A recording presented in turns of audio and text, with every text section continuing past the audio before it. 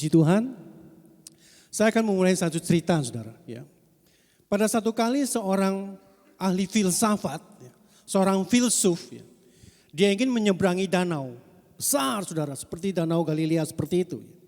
Dia harus menaiki sebuah sampan, perahu demikian itu.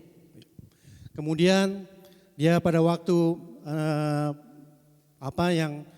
yang pengemudi sampan ini mengayuh perahunya itu, begitu panjang perjalanannya, filsuf ini bertanya kepada orang itu, "Hai Pak, apakah Bapak tahu tentang filsafat?"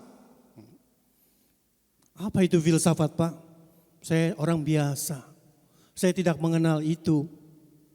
"Oh gitu ya, berarti kamu adalah telah kehilangan separuh daripada hidupmu." Nah dia cuek aja, saudara, karena dia tidak mengerti apakah itu. Kemudian dia bertanya lagi, "Pak, kalau begitu Bapak mengerti enggak tentang matematika?" "Matematika, Pak? Aduh, saya yang tahu itu yang lembaran merah, biru, hijau, itu yang saya tahu, Pak. Tapi soal matematika saya tidak tahu, Pak." "Berarti engkau kehilangan separuh lagi daripada hidupmu." Cuek saja dia seperti itu, saudara. Ya. Karena dia memang tidak mengetahui hal demikian. Kemudian di tengah perjalanan demikian itu, ya, ada angin, namanya angin besar, ya, menggoyangkan perahu itu sehingga filsuf ini merasa gentar seperti itu. Dia rasa takut, "Pak, bagaimana ini angin begini seperti itu?" Kemudian nelayan atau bukan orang yang pengusaha perahu ini nanya kepada dia, "Bapak bisa berenang kah?" "Enggak bisa, Pak. Bapak sudah kehilangan separuh daripada hidup Bapak." Kemudian lagi ditanya begini, setelah kira-kira beberapa saat, "Pak, Bapak mengenal Tuhan enggak sih? Tuhan Yesus yang baik itu, yang sebentar lagi kita akan merayakan, semua kita di sini, ya. Hari kelahirannya itu hari Natal. Siapa itu Tuhan Yesus? Aku tidak mengenalnya." "Berarti Bapak sudah kehilangan seluruh hidup Bapak," dibilang seperti itu. Makna daripada kisah ini adalah kesombongan itu akan mencelakai kita, akan mempermalukan kita, akan membuat diri kita itu ditertawakan orang lain, saudara. Nah, pada pagi hari ini saya punya judul khotbah adalah menanggalkan kesombongan. Menanggalkan kesombongan, saudara. Kita yang sudah mempunyai Tuhan yang begitu baik, memimpin kita, memberikan kita selalu penghiburan, memberikan kita pengajaran. Semua apa yang diajarkan kepada dia adalah hal yang nyata dalam hidup ini. Kita jangan sombong, saudara, seperti itu. Banyak orang sombong itu adalah karena natur manusia. Dari semenjak zaman dulu manusia sudah menjadi sombong, saudara. Contohnya adalah Hawa sendiri dan Adam seperti itu. Terpikat oleh tipu muslihat iblis supaya dia bisa namanya pengetahuannya sama dengan Tuhan itu, dimakanlah buah yang dilarang itu, saudara. Merupakan satu kesombongan untuk lebih lagi. Mempunyai satu pengetahuan lebih daripada yang ada sekarang, saudara. Ada lagi juga orang dikatakan contohnya adalah membangun menara Babel, saudara itu. Itu adalah satu kesombongan, ingin menyamai Tuhan, seperti itu. Lucifer, saudara, itu adalah malaikat Tuhan di surga. Ingin menyamakan dirinya sebagai Tuhan itu. Sehingga dia diusir dari surga seperti itu. Kesombongan itu banyak hal, saudara, seperti itu. Banyak orang mungkin sombong karena penampilan fisik yang begitu bagus, atletis, badannya ideal seperti itu.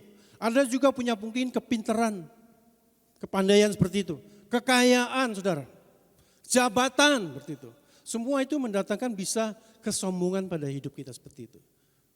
Adalah di dunia semua itu, saudara. Yang lebih parah, saudara, seperti itu, orang yang mengenal firman, orang yang sudah melayani Tuhan, orang yang sudah hidupnya itu seperti dikatakan saya orang Kristen, saudara. Itu menjadi sombong, saudara, luar biasa, saudara. Banyak sekali.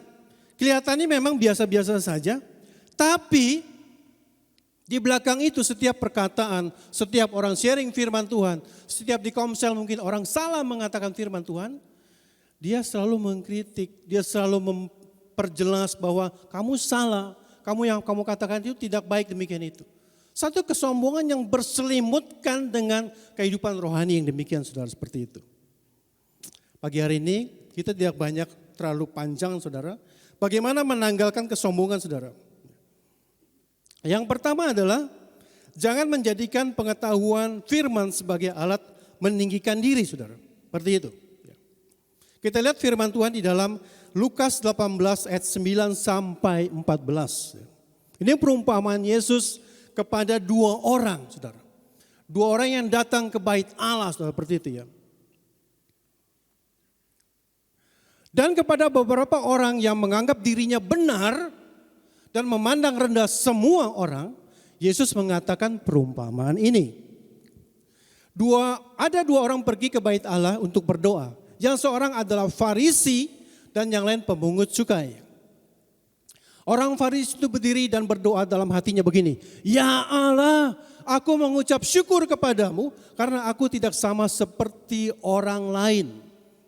Bukan perampok, bukan orang lalim, bukan pezina, bukan juga seperti pemungut cukai sebelah saya ini, Tuhan. Aku berpuasa 2 kali seminggu, aku memberikan persepuluhan dari segala penghasilanku. Tetapi pemungut cukai itu berdiri jauh-jauh dan ia tidak berani menengadah ke langit. Melainkan ia memukul dirinya dan berkata, Ya Allah, kasihanilah aku Tuhan. Aku orang berdosa ini. Tetapi aku berkata kepadamu, orang ini pulang ke rumahnya sebagai orang yang dibenarkan Allah dan orang lain itu tidak. Sebab barang siapa meninggikan diri, ia akan direndahkan. Dan barang siapa merendahkan diri, ia akan ditinggikan. Firman Tuhan sudah jelas, saudara. Perumpamaan Yesus demikian seperti itu. Siapa yang meninggikan diri akan direndahkan. Orang yang merendahkan diri itu akan dibuat tinggi oleh Tuhan. Amin. Berapa kita orang-orang yang kita kenal bahwa dia itu sudah melayani Tuhan. Sudah namanya juga hidup dengan baik. Mempunyai satu kehidupan yang sangat luar biasa. Mempunyai satu hal yang demikian, saudara. Hal demikian itu. Jangan membuat firman itu sebagai pengetahuan, saudara. Pengetahuan yang kita baca setiap hari, firman Tuhan itu yang kita dengar dari khotbah-khotbah, mungkin juga kita rajin membaca tentang renungan-renungan harian itu. Bukan sebagai pengetahuan, saudara, seperti itu. Kita kumpulkan. Ada orang yang bersaksi begini ya. Saya pada waktu saya sakit, dibilang seperti itu ya. Saya diberikan kekuatan kepada Tuhan, bisa menghafal 800 firman Tuhan. Saya masih ada kurang lagi kira-kira 900 firman Tuhan yang saya belum hafal. Dalam hati saya luar biasa ya. Bisa menghafal 800 firman Tuhan ya. 900 demikian itu. Dalam hati saya demikian, saudara. Kemudian seseorang mengatakan demikian. Ini di Komsel, saudara, seperti itu ya. Memang Pak, saya tahu mungkin ada orang yang bisa hafal 800, 900 firman Tuhan demikian itu. Tapi itu Tuhan tidak penting. Seperti ahli-ahli Taurat itu. Orang Farisi demikian itu. Dia itu adalah orang-orang yang bisa namanya mempertunjukkan dia adalah orang yang sangat beriman kepada Tuhan itu. Tapi Pak, yang penting adalah kita sebagai pelaku firman, Pak. Bukan hanya kita menghafal firman. Waduh, saya kaget, saudara. Ada teman yang menjawab hal demikian itu. Tidak perlu saya menjawab, Roh Kudus yang menggerakkan orang itu, saudara, seperti itu. Tidak perlu sampai saya mengatakan demikian, seperti itu. Nah, ini merupakan satu tunjukan pada kita bahwa Tuhan itu tidak mau kita hanya hafal firman Tuhan, kita hanya melayani Tuhan. Kita sebagai orang-orang yang dipandang di dalam komunitas kita demikian seperti itu, menjadi sombong. Menjadi sombong adalah sesuatu yang sangat-sangat berdosa. Menjadi sombong itu Tuhan tidak suka, seperti itu. Menjadi sombong demikian seperti itu. Kalau orang sombong itu kalau jalan kan, saudara, tidak melihat ke kiri kan, benar ya. Dia melihatnya ke atas. Supaya orang lain memanggil dia. Hei Pak, selamat siang. Hei Bu, selamat siang. Siang. Gitu ya. Karena dia itu berasa seseorang yang sangat penting. Seseorang yang sangat perlu dihormati. Orang sombong, tinggi hati itu, saudara, sebenarnya mempunyai satu keyakinan pada dirinya itu berlebihan. Kalau dia hanya yakin pada diri sendiri itu secara wajar, itu adalah baik saudara. Semua orang harus punya keyakinan diri sendiri. Terutama ada Tuhan yang menyertai kita, amin. Ada Tuhan yang beserta kita, apapun yang kita lakukan. Semua yang tadi kita nyanyikan adalah penyertaan Tuhan. Yesus, Yesus demikian seperti itu. Kita tahu bahwa Yesus menyertai kita dalam setiap hidup kita. Dalam setiap tindakan kita demikian seperti itu. Untuk apa kita sombong saudara seperti itu? Pengetahuan firman yang kita hafal demikian itu. Firman miliknya Tuhan. Firman Tuhan yang punya itu saudara, bukan kita yang punya. Apalagi kita mendoakan firman. Mendoakan orang lain saudara. Orang sakit sampai sembuh. Orang mati nanti tidak bangkit saudara, seperti itu ya. Tapi itu semuanya adalah miliknya Tuhan. Kita tidak berhak untuk namanya mencuri kemuliaan Tuhan. Amin. Kita tahu bahwa apa yang kita lakukan itu karena Tuhan. Kesombongan suka atau tidak suka itu Tuhan paling benci seperti itu. Seperti seorang filsuf itu saudara. Dengan seorang penarik perahu sedemikian aja. Dia sudah dipermalukan saudara seperti itu. Apalagi dalam hal-hal yang besar dalam hidup ini kita. Dalam hidup kita itu. Hal yang membuat kita adalah orang-orang yang sangat-sangat bisa namanya mencoreng juga nama Yesus untuk orang lain. Pak yang mana? Iya, karena kita menjadi sandungan untuk orang lain. Kita menjadi orang-orang yang sangat-sangat munafik seperti itu. Kelihatannya baik di depan, tapi di belakangnya itu punya satu namanya intrik-intrik yang membuat orang itu tidak peduli. Yang penting saya ini adalah orang yang mempunyai satu kemenangan. Kan dalam hidup Yesus selalu kita harus menang ya. Di dalam Yesus kita harus menang demikian seperti itu ya. Menang di dalam Yesus adalah menang kepada iblis. Bukan kepada sesama kita manusia seperti itu. Kita mengalahkan iblis. Apa yang iblis supaya kita terkecoh, supaya kita menjadi sombong, meninggikan diri. Itu adalah hal-hal kedagingan saudara seperti itu. Iblis mau dalam kita, situasi kita di dalam hal lingkup itu menjadi sombong saudara. Firman Tuhan itu hafalkan. Pengetahuan firman Tuhan itu supaya kau dilihat orang adalah orang yang pandai. Orang yang punya hikmat. Orang yang punya sesuatu yang hebat di hadapan Tuhan. Bukan itu yang Tuhan mau saudara. Firman Tuhan itu adalah untuk namanya mencerahkan, menjadikan terang, membuka jalan untuk orang lain. Menghibur orang dengan firman Tuhan, mengajar orang, memimpin orang, mengingatkan orang dengan firman Tuhan. Bukan kita menjadikan itu milik saya. Saya ini loh saudara, seperti itu. Firman menjadi satu pengetahuan yang sangat luar biasa dalam hidup saya. Bukan itu yang Tuhan mau saudara. Makanya dikatakan bahwa kamu boleh beriman. Yesus bilang seperti itu. Memang itu baik.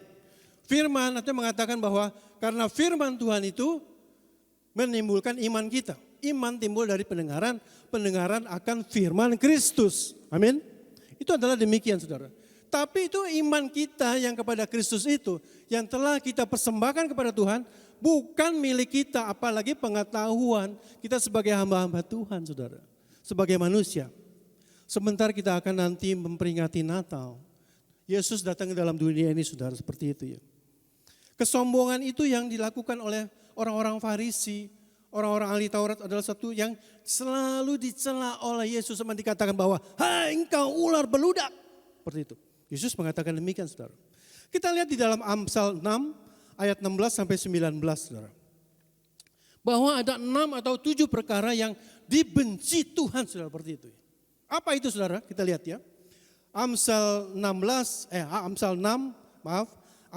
ayat 16 sampai 19. 6 perkara ini yang dibenci Tuhan. 1. Bahkan 7 perkara yang menjadi kekejian bagi hatinya. Yang pertama adalah mata sombong, saudara, seperti itu. Sombong kita, mata kita sombong. Makanya dikatakan bahwa kalau orang sombong itu tidak pernah melihat kalau jalan ke kiri, ke kanan, ada siapapun. Dia hanya melihat ke atas, ke depan seperti itu. Supaya semua orang itu, dia pura-pura tidak melihat, dia hanya ditegur orang, dihormati orang demikian itu. Lidah dusta, tangan yang menumpahkan darah orang yang tidak bersalah. Hati yang membuat rencana-rencana yang jahat, kaki yang segera lari menuju kejahatan. Seorang saksi dusta yang menyembur-nyemburkan kebohongan, yang menimbulkan pertengkaran saudara. Itu saudara luar biasa saudara. 7 perkara yang dibenci Tuhan, saudara, seperti itu. Yang pertama adalah mata sombong. Sombong itu adalah dosa dari segala dosa, saudara. Dikatakan demikian itu. Rasanya tidak kelihatan ya. Mungkin orang yang paling berdosa itu membunuh orang, menipu orang seperti itu. Tapi firman ini mengatakan, Amsal mengatakan bahwa sombong itu loh yang pertama itu. Karena kenapa, saudara? Karena sombong itu tuh Lucifer saya buang ke bumi itu. Tuhan bilang begitu. Karena kesombongan itu bahwa Adam dan Hawa itu tidak bisa memenuhi harapan yang daripada penciptanya itu. Segala sesuatunya demikian. Bukan mereka membunuh, bukan mereka menipu, saudara. Kesombongan yang demikian itu yang membuat satu kekejian di mata Tuhan, saudara, seperti itu. Kapan orang menjadi sombong, saudara? Pada waktu dia menganggap dirinya paling benar. Aduh, saya benar. Saya punya pengetahuan yang banyak. Saya punya namanya ilmu saya yang paling banyak, demikian itu. Saya mempunyai satu pekerjaan yang sangat luar biasa. Dihormati orang demikian itu. Bahkan dia tidak peduli. Apapun yang dia lakukan itu, yang penting saya. Egonya itu seperti itu ya. Yang penting saya. Tidak peduli orang lain menjadi korban atau tidak, saudara, seperti itu. Ya. Percaya diri yang berlebihan, saudara, menjadikan kita adalah orang yang menjadi sombong. Makanya firman Tuhan juga mengatakan bahwa terkutuklah orang yang mengandalkan dirinya sendiri kan. Dan percaya kepada orang lain, mengandalkan orang lain juga seperti itu. Itu adalah yang terkutuk, saudara, seperti itu. Saya diingatkan hal ini, saudara, bahwa pada waktu saya berdoa pagi, saudara, seperti itu. Kadang-kadang ada suara sedikit di dalam hati saya. Jangan sombong, jangan sombong. Sombong apa, Tuhan? Saya berusaha tidak sombong. Apa yang saya punya, Tuhan Yesus? Saya tidak punya apa-apa. Semua pemberian daripada Engkau, Tuhan. Apa yang saya punya? Keluarga saya, istri saya, anak-anak saya, rumah saya, apapun. Pelayanan saya apalagi. Engkau punya, Tuhan. Bukan aku yang punya. Kalau Engkau mempercayakan aku memberikan satu pelayanan, aku kerjakan, Tuhan. Karena aku adalah seorang hamba yang tidak punya hak untuk menolak, Tuhan. Kesombongan apa, Tuhan Yesus? Kesombongan yang mana, Bapak? Terus bertanya dalam hati saya, saudara, seperti itu. Mungkin saya bagikan kepada saudara bahwa menaklukkan kesombongan itu adalah kepada diri kita sendiri, saudara. Saya ingat bahwa Tuhan mengatakan, kalau Roh Kudus turun ke atasmu itu, ada kuasanya juga turun. Manusia tidak sanggup untuk mengatasi kesombongan dirinya sendiri. Pasti itu ada. Orang kaya sombong karena dia berhasil. Dia mempunyai harta yang begitu banyak, saudara, seperti itu. Dia ingin dihormati orang. Tapi orang miskin pun bisa sombong, saudara. Dia menutupi semua kekurangan dia itu. Menutupi kejelekan dia itu. Menutupi kemalasannya mungkin seperti itu, saudara. Dia menjadi sombong, introvert, tertutup seperti itu. Menjadi kelihatannya sombong seperti itu. Nah, di mana posisi kita di mata Tuhan? Tuhan mau kita adalah orang-orang yang menjaga hati kita dengan penuh kewaspadaan. Karena dari situlah terpancar kehidupan. Supaya kita menjaga hati kita. Kalau aku diberkati Engkau, Tuhan Yesus, supaya aku mengerti bahwa berkat yang Engkau berikan itu adalah daripadamu, Tuhan.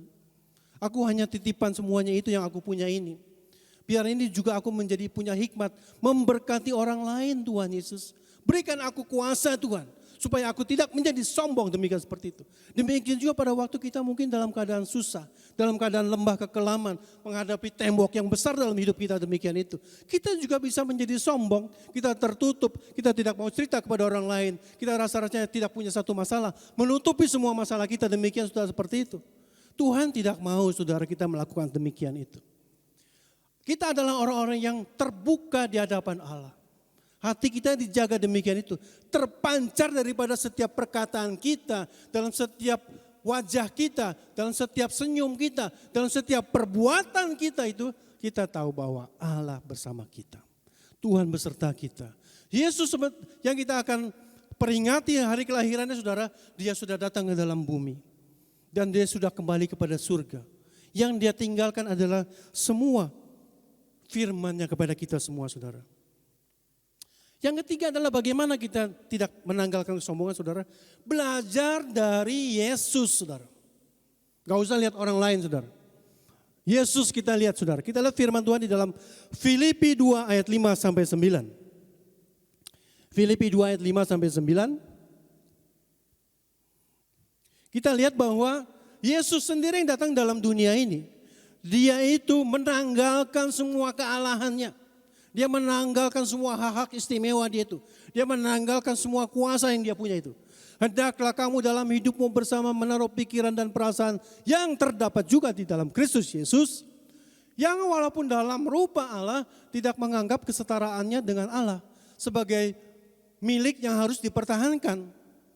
Melainkan telah mengosongkan dirinya sendiri dan mengambil rupa seorang hamba dan menjadi sama dengan manusia.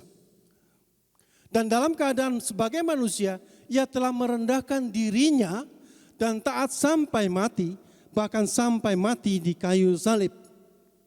Itulah sebabnya Allah sangat meninggikan dia dan mengaruniakan kepadanya nama di atas segala nama.